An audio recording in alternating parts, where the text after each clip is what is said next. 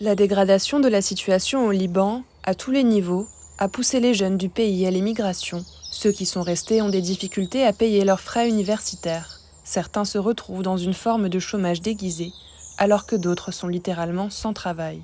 Depuis 2019, telle est la situation dans laquelle se trouve la majorité des jeunes diplômés. Je m'appelle Hamza Al-Hajj Ali. Je suis originaire de Nabati El-Fawa.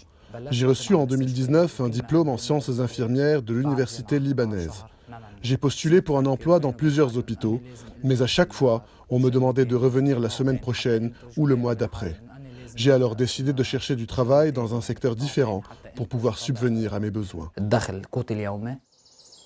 Hamza El-Hajj Ali, le jeune infirmier que plusieurs hôpitaux ont refusé d'embaucher soit en raison de la situation économique, soit parce que ces établissements ne pouvaient pas assurer les salaires de leurs employés, a fini par se convertir en agriculteur pour pouvoir survivre.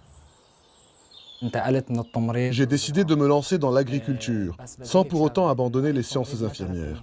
Si je n'arrive pas à exercer cette profession, je la pratique en théorie, en donnant des cours et en venant en aide à des patients à domicile. L'agriculture reste pour le moment ma principale profession. Elle me permet de subvenir à mes besoins. Même s'il est déçu de n'avoir pas réussi à trouver du travail dans son domaine de spécialisation, Hamza El-Hajj Ali n'a jamais regretté sa décision. Dès mon enfance, j'entendais dire qu'un infirmier détenteur d'un diplôme universitaire a de nombreuses opportunités de travail. Si on ne travaille pas dans le domaine, on peut au moins enseigner.